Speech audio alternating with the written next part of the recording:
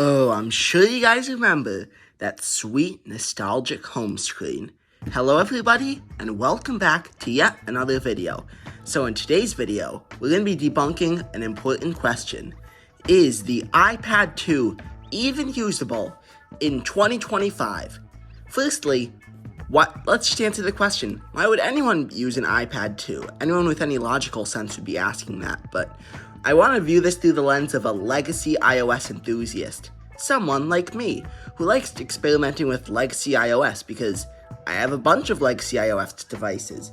I have an iPad 6 from my grandma running iOS 14.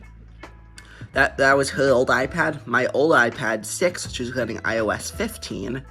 My iPod Touch 4, which is running iOS 6.1.6, and then my old iPod Touch 5, which is running iOS 14 as well. And and then this iPad is my old iPad. It was previously running iOS 9.3.5. I got this back in 2016 when I was 6 years old. My mother, it was part of like a liquidation from her old office. They were getting rid of a bunch of these old iPads, so she got to take one home. It was originally running iOS 9.3.5, then I downgraded it to iOS 8.4.1 via the OTA method. Then finally, in 2024, I used Legacy iOS Kit to downgrade it to 6.1.3, and yes, I have it jailbroken and I have the App Store working. So basically, the first thing is, if you want to use one of these in 2025, you have to jailbreak. Jailbreaking literally helps you get the App Store working, helps you download old versions of apps that you want, and most importantly, jailbreaking gives you a whole new world of access. So now I'll be talking about the performance of this device. But before that, I just want to talk about this device's history. So this iPad was introduced in 2011 by none other than Steve Jobs. It's the first Apple device to feature the A5 chipset, featured in the iPad mini 1st gen, iPhone 4S, and the iPod Touch 5th gen. So, as it's an A5 device, it suffers, oh no, what is that? It's the curse of the A5 chipset. Well, Apple updated these iPads well past their prime, all the way to iOS 9.3.5, which causes it to be extremely slow and sluggish on that iOS version. But to allow for upgrades, if you're on like iOS 5, they keep two versions signed because you can't directly update from 5 to 9. They keep 6 and 8 signed as the two intermediate steps. Like how in Windows, if you wanted to update from Windows 2000 right to Vista, you couldn't do that. You had to do XP in between. Like if you want to go from iOS 4 to iOS 9, you have to do 6 and 8 in between. And why would anyone do that? Because this iPad released with iOS 4. So the jailbreak community, well, they found a way to abuse that, basically exploit for downgrades. And this gives it a lot smoother performance on iOS 6. So we're just going to launch, let's just say, what's one thing that everyone does with their iPad commonly? Go to the App Store. So we're going to launch that. It does take a little while, but it's pretty quick. So here's my purchases tab, because I got the App Store working again, and then you can download old versions of your apps. Also, Safari launches pretty quickly. You can even get on YouTube, which I'll discuss later in like the app compatibility. So I'd say this iPad performs quite well on iOS 6. I'm sure you guys remember that nostalgic old Safari interface. And then before I get because they showed me a recommended Minecraft movie thing, before I get the crazy comments about it. So I have a pretty good amount of apps installed on here, like some light games like Geometry Dash and Flow Free and Candy Crush. Those aren't too taxing on the A5 chipset. They don't usually crash because it has 512 megs of RAM, which is ideal for running iOS games of this time period, not any modern games. I know on my iPod Touch 5, not my iPod Touch 5, my iPod Touch 4, it struggles to load a YouTube video because it has an extremely underpowered A4 chip, which is used in the iPhone 4, and only 256 megs of RAM. That's also jailbroken on iOS 6.1.6. And if you're asking, why do I have the iOS 13 wallpaper? Well, the answer is because I like it. Now we're just going to get into the usability of the apps. Well, since this is an outdated iPad running, outdated software, most of the apps are pretty outdated here.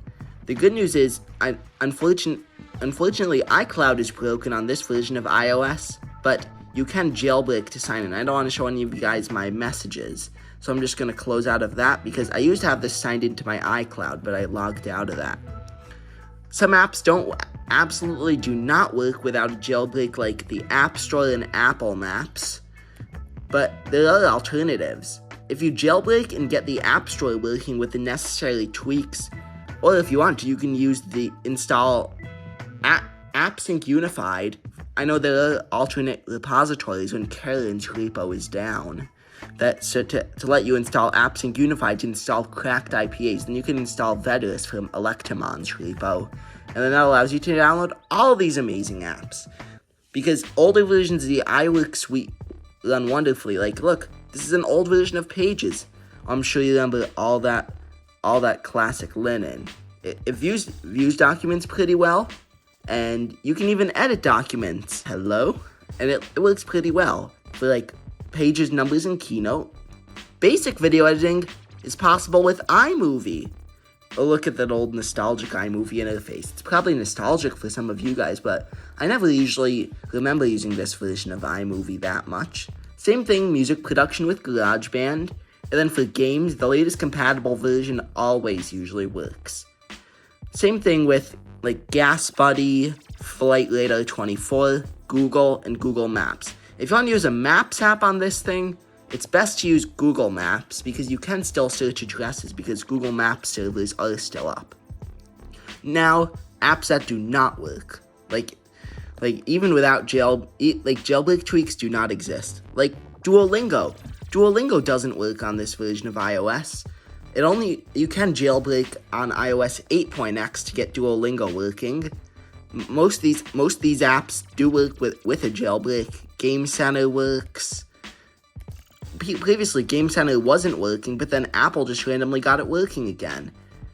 Music works great. You can search and play a song just fine. So let's just go into my music that won't land me in jail, and let's give it a quick test. Which one? Scarlet Fire. So it's pretty good as a music player. Like if you have music synced to there. Same thing with videos, if you have offline videos on here. Email works as well, as long as you're signed in like with your iCloud and you got a jailbreak first. Then finally, Safari. For mainly, if you just mainly watch YouTube, Safari works well. You can search and play a YouTube video, but other websites don't load so well. Let's try old Reddit. Even old Reddit doesn't load. So there are alternate browsers available that you could install. And then there's also alternate Reddit clients like Alien Blue if you want to browse Reddit on this iPad.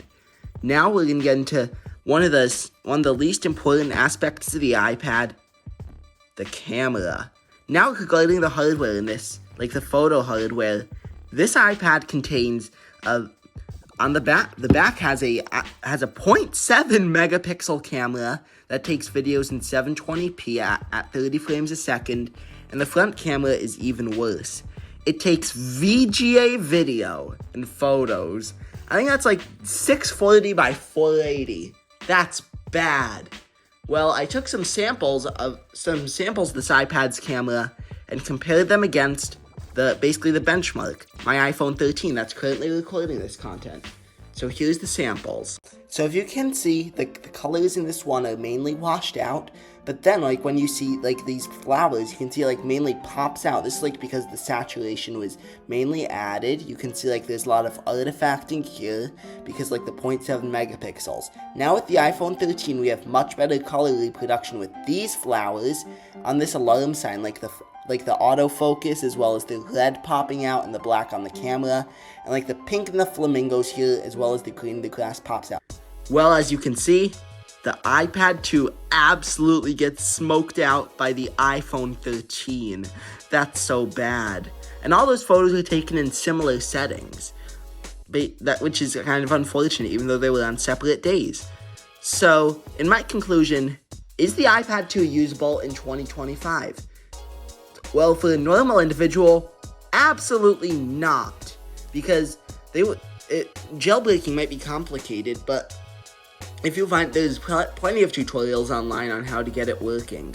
Probably every American household has at least one iPad 2. I'm not kidding.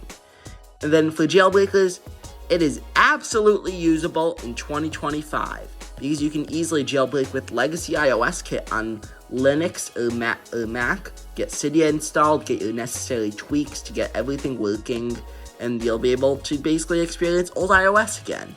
So, would I recommend buying one of these as your daily driver iPad? Absolutely not. Instead, you could go for one of these. So let's just go into my closet right now, and I'll show you what I have. I'd recommend getting at least the bare minimum, the iPad 6. This one is my grandma's old one. Yes, it's in an iPad Air smart cover. It has a 9.7-inch screen and the 8-megapixel camera of the iPhone 6. It's much better. I strongly recommend it.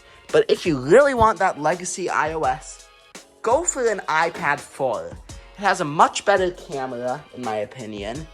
It has the lightning connector, and it updates all the way to iOS 10, and it isn't as laggy as this on iOS 9. And then on iOS 10 pretty much supports a lot of the current applications. So, thank you so much for watching this retrospective on the iPad 2. Please like, watch, and subscribe so you get notified each time I post a new video, and I will see you next time. Bye, y'all!